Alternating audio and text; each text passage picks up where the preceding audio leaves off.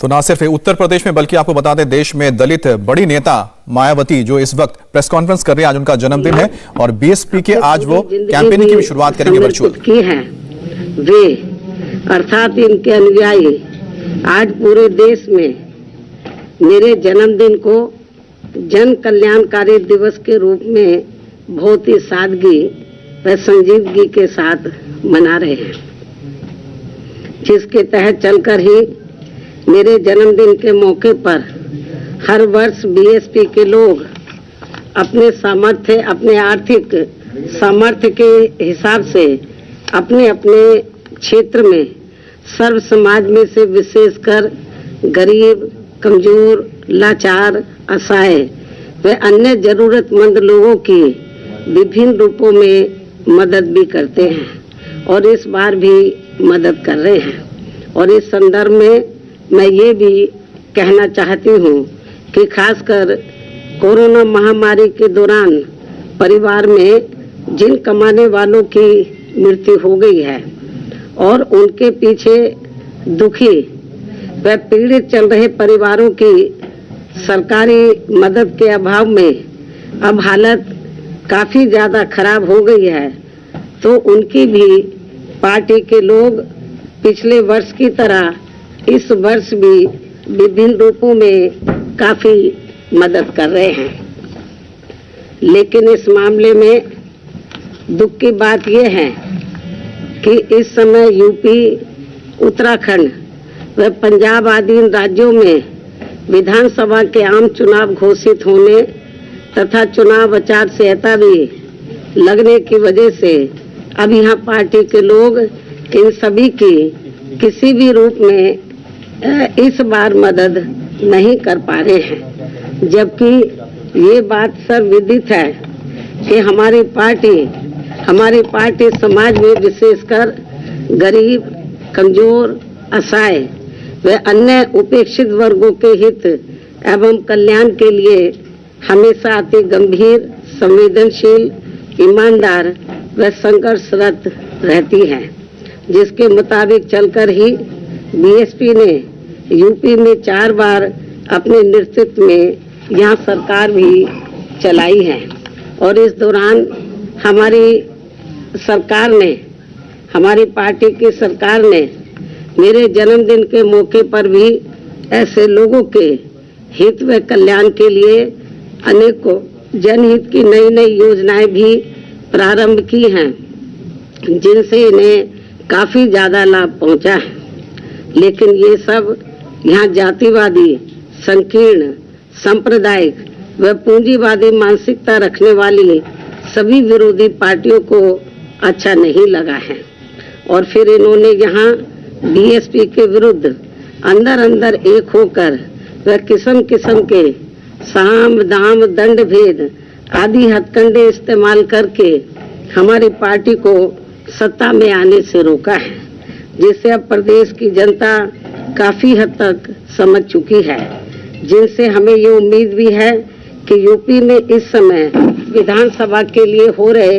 आम चुनाव में बीएसपी को फिर से जनता यहाँ जरूर सत्ता में वापस लाएगी। और मैं भी उन्हें ये विश्वास दिलाना चाहती हूँ कि इस बार सत्ता में आने के बाद हमारी पार्टी अपने पूर्व के रहे शासनकाल की तरह ही फिर से यहाँ हर मामले में व हर स्तर पर अपनी सर्वजन हिताय व सर्वजन सुखाय की नीतियों पर आधारित ही सरकार चलाएगी। और इस संबंध में यहाँ मैं ये भी कहना चाहूंगी कि मैंने कुछ महीने पूर्व दिनांक 7 सितंबर को बीएसपी के प्रबुद्ध वर्ग के हुए सम्मेलन में इनकी सुरक्षा, सम्मान व तरक्की आदि को लेकर तथा इसके बाद 9 अक्टूबर सन 2021 को बीएसपी के जन्मदाता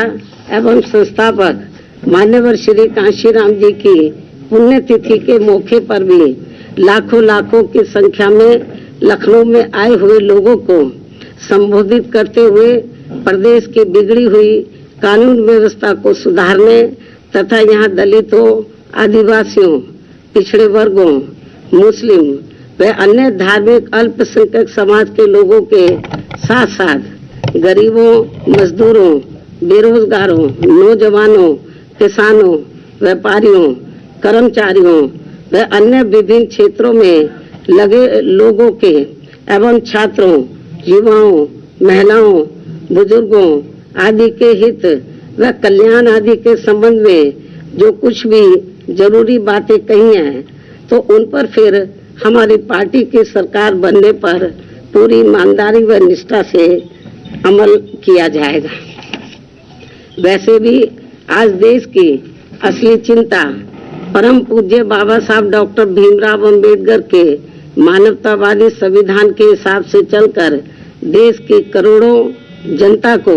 गरीबी, बेरोजगारी, महंगाई व तनावपूर्ण हिंसक वातावरण की दुर्दशा से निकालकर उन्हें कानून के राज के माध्यम से सुख, शांति व स्थिरता पहुंचाने की है, जिसके अभाव में उनका जीवन काफी त्रस्त हो रहा है और ये लोग फिर से गुलाम व लाचार बनते जा रहे हैं। और अब केवल यूपी को ही नहीं बल्कि पूरे देश को भी ये यकीन हो चला है कि यहाँ उत्तर प्रदेश, उत्तराखंड व पंजाब आदि राज्यों में हो रहे विधानसभा चुनावों के परिणाम आने के बाद देश में परिस्थिति जरूर बदलेगी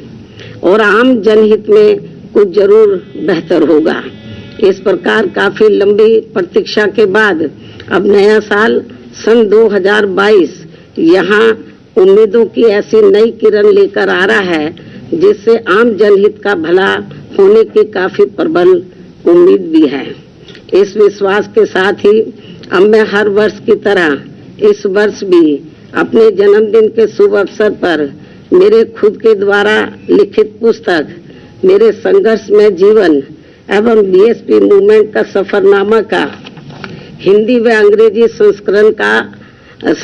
का भी, जो मुख्य तौर पर एक वर्ष के दौरान का पार्टी व मूवमेंट के कार्यकलापों व संघर्षों आदि का साफ सुथरा लेखा जोखा होता है, उसे आज जारी किया जाता है। इसलिए ये पुस्तक खासकर वर्तमान में युवा पीढ़ी व आगे आने वाली पीढ़ी के लिए भी काफी प्रेरणादायक साबित होगी, ताकि मान्यवर श्री कांशीराम जी के नेतृत्व में उनकी त्याग, तपस्या व कठोर मेहनत से बनी बीएसपी की अम्बेडकरवादी व मानवतावादी मूवमेंट हमेशा आगे ही बढ़ती रहे और फिर उनकी ये मूवमेंट कभी भी आगे न रुके। और अब मैं इस प्रेरणादायी पुस्तक का विमोचन करूं, लेकिन इससे पहले आज मैं अपने जन्मदिन के मौके पर खासकर यूपी, उत्तराखंड व पंजाब में अपनी पार्टी के लोगों से ये भी अनुरोध करती हूँ कि पार्टी के जो लोग यहाँ चुनाव आचार संहिता लगने की वजह से इस बार मेरा जन्मदिन अपने अपने घरों में ही रहकर मना रहे हैं, वे कोरोना नियमों व चुनाव आचार संहिता का भी पालन करते हुए अपनी पार्टी के उम्मीदवारों को जिताने के लिए रात दिन खूब मेहनत करें और उन्हें भारी वोटों के अंतर से भी जरूर जिताएं। और यदि ऐसा हो जाता है और यहाँ सन 2007 की तरह फिर से बीएसपी की अकेले ही अपनी पूर्ण बहुमत की सरकार बन जाती है। इंडिया टीवी हर वक्त हर जगह डाउनलोड करने के लिए सर्च करें India TV news Google play store या ऐप स्टोर पर।